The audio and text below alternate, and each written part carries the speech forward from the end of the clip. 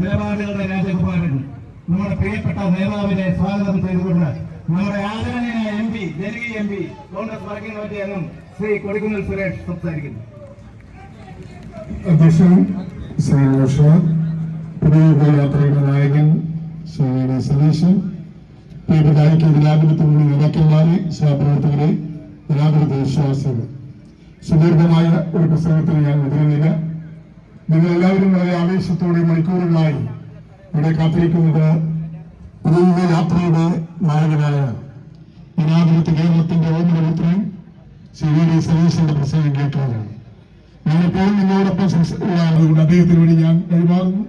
ഉജ്ജ്വലമായ ഈ പുതിയ യാത്രയ്ക്ക് ആവേശകരമായ വരവേൽപ്പ് നൽകിയ ചങ്ങനാശ്ശേരി ഐക്യ ജനാധിപത്യ മുന്നണി പ്രവർത്തകരെയും ജനാധിപത്യ വിശ്വാസികളെയും അഭിവാദ്യം ചെയ്തുകൊണ്ട് നിർത്തുന്നു. ജയ്. മറുപടി പറഞ്ഞുകൊണ്ട് നമ്മുടെ ആദരണീയനായ നേതാവ്, കേരളത്തിന്റെ പ്രതിപക്ഷ നേതാവ് ശ്രീ VD സതീശൻ സംസാരിക്കുന്നു.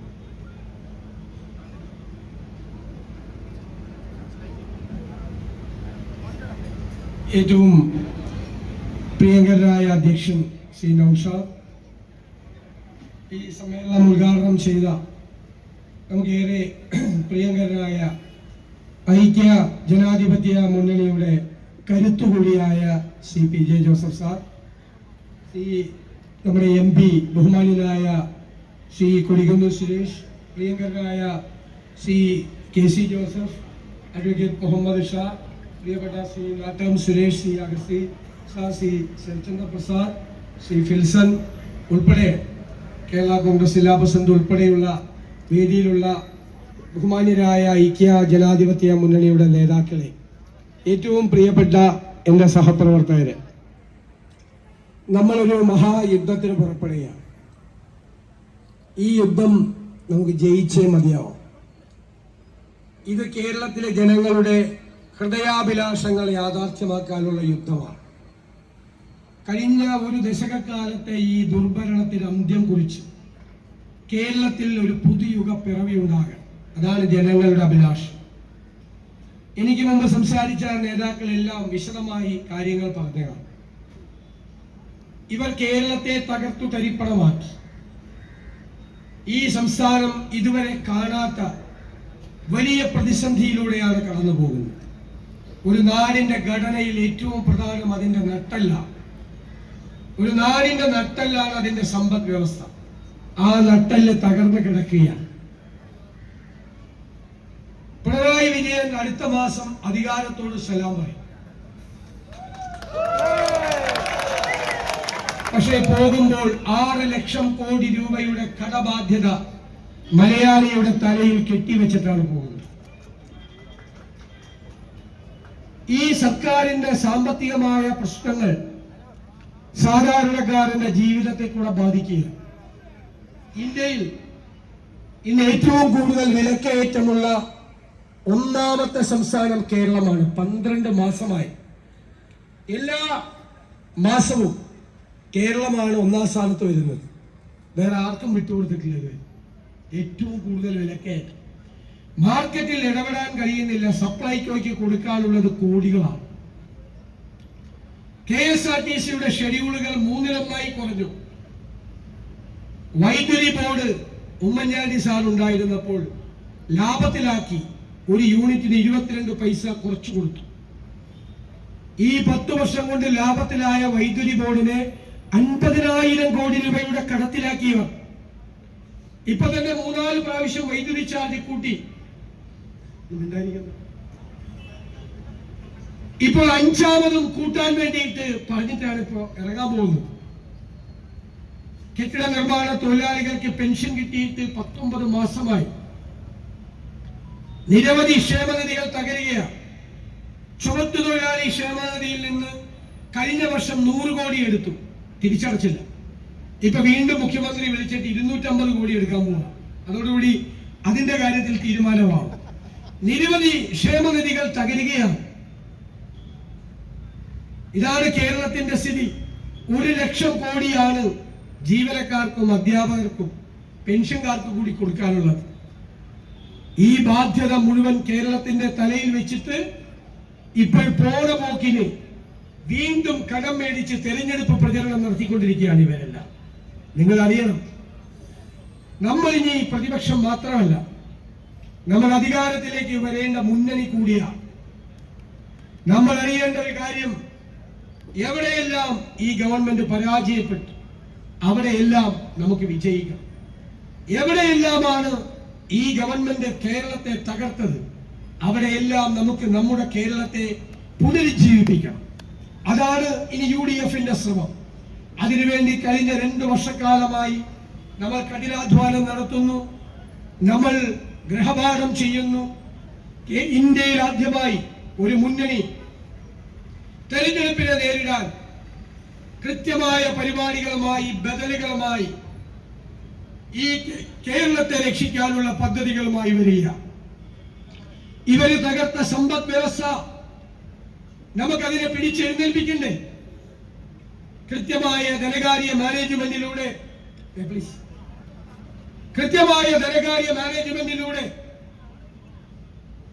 തന്ത്രപൂർവമായ നികുതി ഭരണത്തിലൂടെ കാർക്കശ്യം നിറഞ്ഞ നിലപാടുകൾ കൊണ്ട് ഖജനാവിലെ ചോർച്ച അടച്ചുകൊണ്ട് നമ്മുടെ സമ്പദ് വ്യവസ്ഥയെ ഉത്തേജിപ്പിച്ചുകൊണ്ട് നമുക്ക് കേരളത്തിൽ ഇപ്പോൾ പൂച്ച പെറ്റുകിടക്കുന്ന ഖജനാവിൽ പണം കൊണ്ട് നിറയ്ക്കണം. വരുമാനം വേണം. അതാണ് ഒരു സ്റ്റേറ്റിന്റെ ആദ്യത്തെ ചുമതല, വരുമാനം ഉണ്ടാക്കുക. പൂച്ച പെറ്റുകിടക്കുന്ന ഖജനാവുമായി പ്രഖ്യാപനം ചെയ്യുന്ന പ്രസ്താവനയല്ല, ആ പ്രസ്ഥാനമല്ല UDF.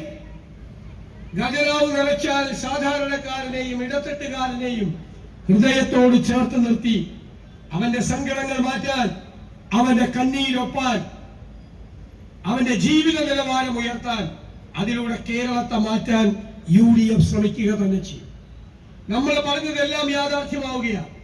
1.5 കൊല്ലം മുമ്പ് നമ്മൾ പറഞ്ഞു ആരോഗ്യ കേരളം വെന്റിലേറ്ററിലാണ്.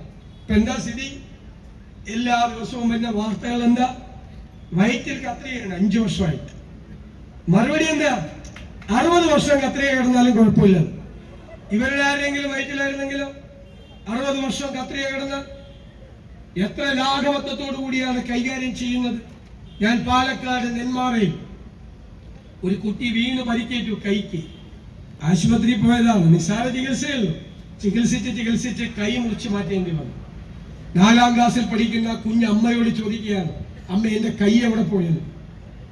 കേട്ടാൽ നമുക്ക് ചങ്ക് പൊട്ടിപ്പോവും. പക്ഷെ ആ കുഞ്ഞിനൊരു യന്ത്രക്കൈ വെച്ചു കൊടുക്കാൻ പോലും തയ്യാറാകാത്ത ക്രൂരന്മാരുടെ സർക്കാരാണ് കേരളം ഭരിക്കുന്നത്. നമ്മൾ ആലോചിച്ചു നോക്കണം. ഒരു മനസാക്ഷിയുമില്ലാത്തവർ ഈ വെന്റിലേറ്ററിൽ കിടക്കുന്ന ആരോഗ്യ കേരളത്തെ നമുക്ക് ആരോഗ്യവതിയാക്കി കേരളത്തിലൂടെ നടത്തണം. അതിന് നമ്മൾ ഹെൽത്ത് കമ്മീഷൻ വെച്ചു, ഹെൽത്ത് കോൺക്ലേവ് നടത്തി, 300-ലധികം ഡോക്ടർമാരുമായി ആശയവിനിമയം നടത്തി നമ്മൾ ഒരു ആരോഗ്യ രേഖ സമർപ്പിച്ചു. ആ ആരോഗ്യ രേഖ കേരളത്തിൽ UDF നടപ്പാക്കും. അത് നടപ്പാക്കുമ്പോൾ ഞാൻ നിങ്ങളോട് വാക്കു പറയുന്നു, ലോകരാജ്യങ്ങളിൽ നിന്ന് പോലുമുള്ള ആളുകൾ ചികിത്സ തേടി കേരളത്തിലെത്തുന്ന കേരളം ആരോഗ്യത്തിന്റെ ഡെസ്റ്റിനേഷൻ പോയിന്റായി മാറി. നമ്മൾ കഴിഞ്ഞ ദിവസം ഒരു വിദ്യാഭ്യാസ രേഖ തയ്യാറാക്കി. ഒരുപാട് പേർ കഠിനാധ്വാനം നടത്തിയിട്ടാണ്. ഞാൻ അവരോടെല്ലാം നന്ദി പറയുന്നു. നമ്മുടെ കുട്ടികൾ കോട്ടയം ജില്ലയിലാണ് കൂടുതലാണ്. 30-40 ലക്ഷം രൂപ കിടപ്പാടം പറയപ്പെടുത്തി വിദേശ രാജ്യങ്ങളിൽ പ്രോഗ്രാമുകൾക്ക് യൂണിവേഴ്സിറ്റികളിൽ പഠിക്കാൻ പോകുന്നു. ഞാൻ നിങ്ങളോട് പറയുന്നു, UDF വരുമ്പോൾ അവർ കാനഡയിലും ജർമ്മനിയിലും ഓസ്ട്രേലിയയിലും UK-യിലും പോയി യൂണിവേഴ്സിറ്റികളിൽ പഠിക്കുന്ന പ്രോഗ്രാമുകൾ കേരളത്തിലെ യൂണിവേഴ്സിറ്റികളിൽ നമ്മൾ തുടങ്ങും. അവരിവിടെ പഠിച്ചു പുറത്തിറങ്ങിയാൽ 2 കാര്യം: ഒന്ന് തൊഴിൽ, അല്ലെങ്കിൽ സംരംഭം തുടങ്ങാനുള്ള സഹായം. അതിനായി കേരള ചരിത്രത്തിൽ ആദ്യമായി നമ്മൾ തയ്യാറാക്കുന്ന സമഗ്രമായ ഒരു തൊഴിൽ സംരംഭ പദ്ധതി, ഈ ജാഥ, ഈ യാത്ര തിരുവനന്തപുരത്ത് എത്തുന്നതിന് മുമ്പ് നമ്മൾ അവതരിപ്പിക്കും.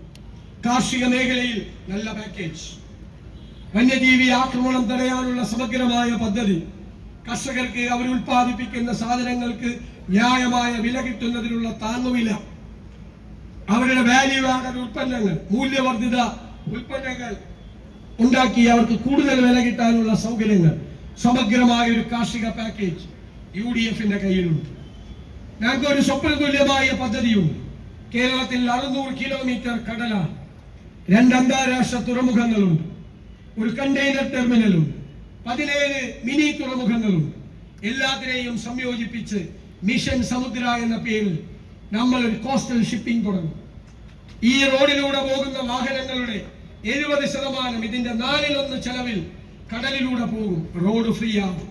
2ാം ഘട്ടത്തിൽ ക്രൂയിസ് ഷിപ്പിംഗ് തുടങ്ങും, പാസഞ്ചേഴ്സ് വരും. 3ാം ഘട്ടത്തിൽ നദികളെ കൂടി സംയോജിപ്പിച്ചുകൊണ്ടുള്ള വിശദമായ ടൂറിസം പദ്ധതി വരും. സിംഗപ്പൂർ പോലെ, സിയാറ്റിൽ പോലെ കേരളത്തെ ഒരു തുറമുഖ നഗരമാക്കി മാറ്റുക എന്നത് UDFന്റെ സ്വപ്നമാണ്. ഈ പദ്ധതി തയ്യാറാക്കിയ അന്താരാഷ്ട്ര വിദഗ്ധർ എന്നോട് പറഞ്ഞത്, ഇത്തരം ഒരു പരിപാടി നടത്താൻ കേരളം പോലുള്ള ഒരു മനോഹരമായ സ്ഥലം ലോകത്ത് എവിടെയും ഇല്ല എന്നുള്ളതാണ്. നിരവധി ഏവിയേഷൻ പദ്ധതികൾ ഉൾപ്പെടെ നിരവധി, കുറച്ച് സസ്പെൻസ് ചെയ്യട്ടെ. പക്ഷേ ഈ യാത്ര തിരുവനന്തപുരത്ത് എത്തുമ്പോൾ കേരളത്തിലെ ജനങ്ങൾക്ക് ഒരു കാര്യം ബോധ്യമാവും. ഇവര് വരുന്ന വരവ് കേവലം ഭരണമാറ്റത്തിന് വേണ്ടിയുള്ള വരവ് മാത്രമല്ല, കേരളത്തിന്റെ മാറ്റത്തിന് കൂടിയുള്ള വരവാണ്. നമുക്ക് നമ്മുടെ മാറ്റം വേണം. ഞാൻ നിങ്ങൾക്ക് പറയുന്നു, ഇനി നമ്മുടെ കേരളം പിന്നോട്ട് പോകില്ല. ഇനി നമ്മുടെ കേരളം മുന്നോട്ട് കുതിക്കുക തന്നെ ചെയ്യും. അതിനായി വരാനിരിക്കുന്ന തലമുറകൾക്ക് വേണ്ടി കൂടിയുള്ള ഒരു കേരളം ഉണ്ടാക്കണം. ഇവിടെ വർഗീയതയാണ് ചർച്ച. ആർക്കും പ്രയോജനമില്ലാത്ത ജനങ്ങളെ ഭിന്നിപ്പിക്കുന്ന വർഗീയത. സംഘപരിവാറുകാർക്ക് നമ്മൾ ഒരുമിച്ചിരിക്കുന്നത് കണ്ടാൽ സങ്കടം. അവർ ഭിന്നിപ്പുണ്ടാക്കും, നമ്മളെ ശത്രുക്കളാക്കും. അപ്പോഴാണ് അവർക്ക് ആശ്വാസം.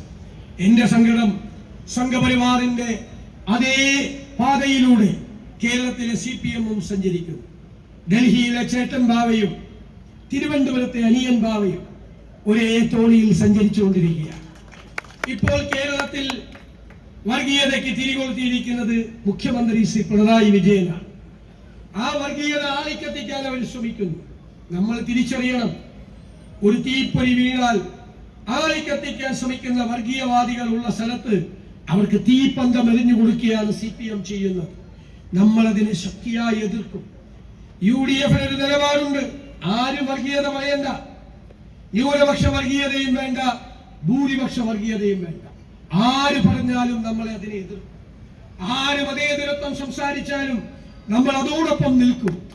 വർഗീയവാദികളെ അടിച്ചതിന്റെ അകത്ത് കയറ്റാത്ത സംഘടനകൾ നമ്മുടെ നാട്ടിലുണ്ട്. അവരോട് നമുക്ക് ബഹുമാനവും ആദരവുമാണ് ഉള്ളത്. പക്ഷെ വർഗീയതയുമായി സന്ധി ചെയ്യുന്നവരെ നമ്മൾ എതിർക്കുക തന്നെ ചെയ്യും.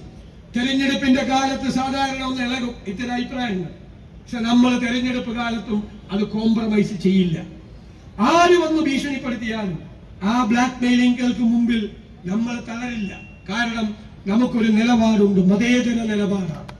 ഞാൻ പറയുന്നത്, പിണറായി വിജയനും VD സതീശനും ഒക്കെ ഇനി കുറച്ചു നാൾ കൂടിയുള്ളൂ, പിന്നെ ഓർമ്മയാകും.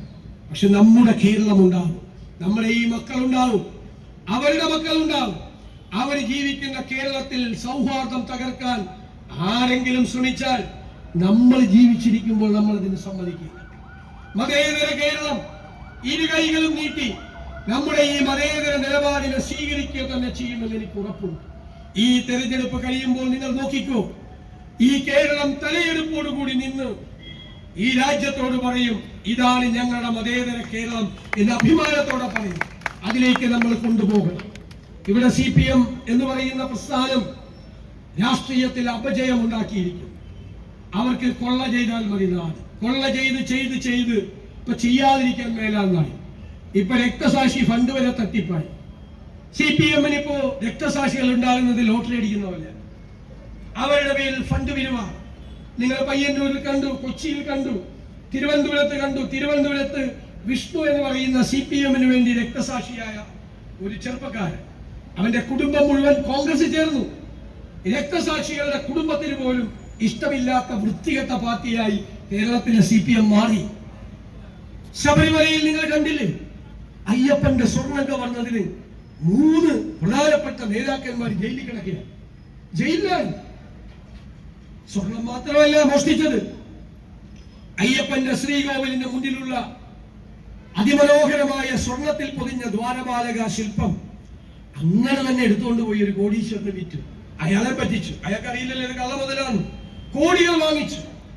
എന്നിട്ട് കോടതി പറയാണ് അതേ മോഡലിൽ എത്ര കള്ളന്മാരാണ്, ചെമ്പിൽ ഒരു വ്യാജ മോൾഡിൽ അതേ സാധനം ഉണ്ടാക്കി എന്നിട്ട് അതിൽ പൂശി അവിടെ കൊണ്ട് വെച്ചിരിക്കുകയാണ്. ഇതാരും പറഞ്ഞില്ല, ആരും പറഞ്ഞ് 2019 നടന്നത് ആരും പറഞ്ഞില്ലെങ്കിൽ കള്ളന്മാർ എന്ത് ചെയ്യും? വീണ്ടും കക്കും. 2024 വീണ്ടും കക്കാൻ ശ്രമം നടത്തും. വീണ്ടും പൂശണം എന്ന് പറഞ്ഞാൽ വീണ്ടും കക്കണമെന്നാണ് അതിന്റെ അർത്ഥം. അപ്പൊ കോടതി ഇടപെട്ടു. ഞാൻ കരുതുന്നത് സാക്ഷാൽ അയ്യപ്പൻ തന്നെ ഇടപെട്ടെന്നാണ്. കാരണം അദ്ദേഹത്തിന് മനസ്സിലായി ഇവന്മാർ ഈ പോക്ക് പോയാൽ അയ്യപ്പന്റെ തങ്ക വിഗ്രഹം വരെ അടിച്ചു മാറ്റും. ഇതല്ലേ സ്ഥിതി. അത് കഴിഞ്ഞു. ഈ 3 നേതാക്കന്മാർക്കെതിരായി ഒരു അച്ചടക്ക നടപടി പോലും എടുക്കാത്ത പാർട്ടിയാണ് CPM. അയ്യപ്പന്റെ സ്വരം പേടിയാണ്. അവര് വല്ലതും പറഞ്ഞാൽ ഇപ്പൊ നടക്കണ പലരും അകത്തു പോകും. വീണ്ടും നേതാക്കന്മാർ, അതിനേക്കാൾ വലിയ നേതാക്കന്മാർ അകത്തു പോകും. ഭയമാണ് അവർ. അത് കഴിഞ്ഞ് ഒരു ദിവസം പെട്ടെന്ന് ബഹുമാന്യനായ മുഖ്യമന്ത്രിക്ക് പിണറായി വിജയന് പെട്ടെന്ന് ഒരു അയ്യപ്പ ഭക്തി. ഞാൻ തന്നെ ഞെട്ടിപ്പോയി. എന്താണത്? ആഗോള അയ്യപ്പ സംഗമം. അയ്യപ്പനേക്കാൾ വലിയ പണം വെച്ചിരിക്കുകയാണ് പിണറായി വിജയൻ. കഴിഞ്ഞ ആഴ്ചയാണ് മനസ്സിലായത്. മുഴുവൻ തട്ടിപ്പായിരുന്നു, കണക്ക് ചേരുന്നില്ല. 600 പേരാണ് പരിപാടിയിൽ പങ്കെടുത്തത്. 600 പേര് പങ്കെടുത്ത പരിപാടിയുടെ ചെലവ് എത്രയാണ്? 12 കോടി. എല്ലാം കള്ളക്കണക്ക് എഴുതിക്കൊണ്ടിരിക്കുക. എന്താ കള്ളക്കണക്ക്?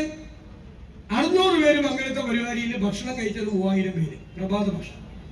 ലഞ്ച് കഴിച്ചത് 4000 പേര്, അത്താഴം കഴിച്ചത് 5000 പേര്. അവിടെ കൊണ്ടുവന്ന കിടക്ക വരെ അടിച്ചു മാറ്റി. നന്ദഗോപ ഭജന സംഘം അവിടെ ഗാനമേള നടത്തി 8 ലക്ഷം രൂപ. ഗാനമേള ട്രൂപ്പ് പറയുന്നത് ഞങ്ങൾ ആ ജില്ല പോലും പോയിട്ടില്ലെന്ന്. അതൊക്കെ കള്ളക്കണക്ക് എഴുതി വെക്കുക. അപ്പൊ ഞാൻ ഇവരോട് നമ്മുടെ മിനിസ്റ്ററോടൊരു കഥ പറഞ്ഞു. കൊല്ലത്ത് CPM ഭരിക്കും. ഇപ്പൊ നമ്മളാ ഭരിക്കുന്ന കോർപ്പറേഷൻ. ഒരു ഫെസ്റ്റിവലാണ്. ഇപ്പൊ ഒരു കുതിരയെ കൊണ്ടുവന്നതിന്റെ ഒരു കണക്കുണ്ടാക്കി. കുതിരയെ കൊണ്ടുവന്നത് വാഹനത്തിലല്ലേ. അപ്പൊ വൗച്ചർ എഴുതി മേടിക്കണം വാഹനത്തിന്റെ. വൗച്ചറിൽ വാഹനത്തിന്റെ നമ്പർ എഴുതി. കുതിരയെ കൊണ്ടുവന്ന വാഹനം ഓഡിറ്റുകാർ പരിശോധിച്ചപ്പോ കുതിരയെ കൊണ്ടുവന്ന വാഹനം ഏതാണെന്നറിയാം? മാരുതി 800. മാരുതി 800ൽ കുതിരയെ കൊണ്ടുവന്ന വിദ്വാന്മാരാണ് അയ്യപ്പന്റെ സ്വർണ്ണം അടിച്ചു മാറ്റിയത്.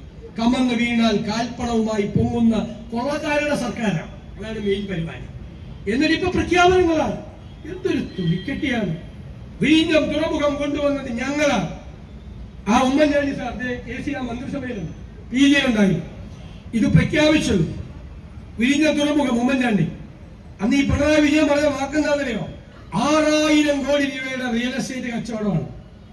ഈ ദേശാഭിമാനി പത്രത്തിന്റെ ഫ്രണ്ട് പേജ് എന്തായിരുന്നല്ലേ? കടൽ കൊള്ള.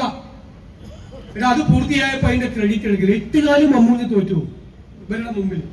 സ്ഥലമാണ് ചങ്ങനാശ്ശേരി എന്ന് ഞാൻ നന്ദിപൂർവ്വം ഇപ്പോഴും ആ ഒരു സമരത്തിലാണ്. ആ സമരത്തെ ഞാൻ ഒരിക്കൽ കൂടി അഭിവാദ്യം ചെയ്യുന്നു. ഒരു കാരണവശാലും കേന്ദ്രം അനുമതി കൊടുത്താലും ഇപ്പോഴത്തെ ഈ ഏറെ വരാൻ നമ്മൾ ഒരിക്കലും സമ്മതിക്കും. ന്യായമായ വികസനത്തിന്റെ കൂടെ നമ്മൾ നിൽക്കും. നമ്മൾ എതിരെ എതിർത്തിരിക്കുന്നത് എല്ലാ കാര്യത്തിന്റെയും കൂടെ ഉണ്ടാകും. ഇവര് പ്രഖ്യാപനങ്ങൾ മാത്രമാണ്. ഞാൻ പറഞ്ഞല്ലോ, പൂച്ച പെറ്റ് കിടക്കുന്ന ഖജനാവ് വെച്ചുകൊണ്ട് പ്രഖ്യാപിക്കുകയാണ് ചുമ്മാ. ഞങ്ങൾ ഇടുക്കി ചെന്നപ്പോ പിണറായി വിജയൻ കട്ടപ്പന ബസ് സ്റ്റാൻഡിൽ പോയി പ്രഖ്യാപിച്ചു 12,000 കോടി രൂപയുടെ പാക്കേജ്. ഇടുക്കി ഇപ്പൊ ദുബായി ആയി പോയില്ല. അത് കൊടുത്തിരുന്നെങ്കിൽ 20 കോടി പോലും കൊടുത്തില്ല. 12,000 കോടിയുടെ പാക്കേജ്.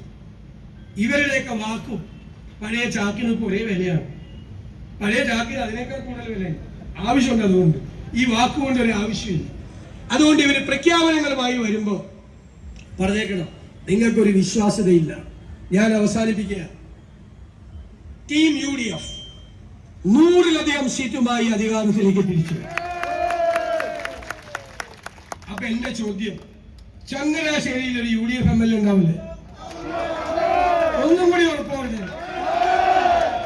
ആ ഉറപ്പ് സ്വീകരിക്കുന്നു. ഞാൻ ചങ്ങനാശ്ശേരിയിൽ ഒരുപാട് പരിപാടിക്ക് വന്നിട്ടുണ്ട്. 10-20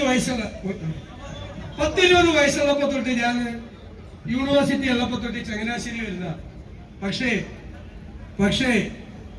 ഇത്ര ഒരു വലിയ സ്വീകരണം ഞാൻ കണ്ടിട്ടില്ല ചങ്ങനാശ്ശേരി. എന്നെ അത്ഭുതപ്പെടുത്തി ചങ്ങനാശ്ശേരിയിൽ സ്വീകരിക്കാൻ നിന്ന പരിപാടി. എനിക്ക് നന്ദി പറയാൻ വാക്കുകളില്ലാതെ ഞാൻ നിർത്തുന്നു. നമസ്കാരം. ചങ്ങനാശ്ശേരി പൗരാവലിക്ക് വേണ്ടി നമ്മുടെ പ്രിയപ്പെട്ട നഗരപിതാവ് ശ്രീ ജോമി ജോസഫ് ബഹുമാന്യനായ പ്രതിപക്ഷ നേതാവിനെ പൊന്നാട അണിയിച്ച് ആദരിക്കുന്നു, ഉപകാരം നൽകുന്നു. ബഹുമാന്യനായ ശ്രീ പ്രതിപക്ഷ നേതാവിനും ശ്രീ കൊടിക്കുന്നിൽ സുരേഷ്, മതമൈത്രിയുടെ നാടായ ചങ്ങനാശ്ശേരിയിലെ മതേതരത്വത്തിന്റെ പ്രതീകമായി ശ്രീ വർഗീയതയ്ക്കെതിരായ കരുത്തുറ്റ പോരാളി V D Satheeshwara, Shri KPCC member Ajees Ben Mathews ഉപഹാരം നൽകുന്നു. സ്നേഹം നിറഞ്ഞവരെ, പുതിയ യാത്രയ്ക്ക് വിസ്മയവുമായി ചങ്ങനാശ്ശേരി UDF കഴിഞ്ഞ കാലങ്ങളിൽ 25 വർഷക്കാലമായി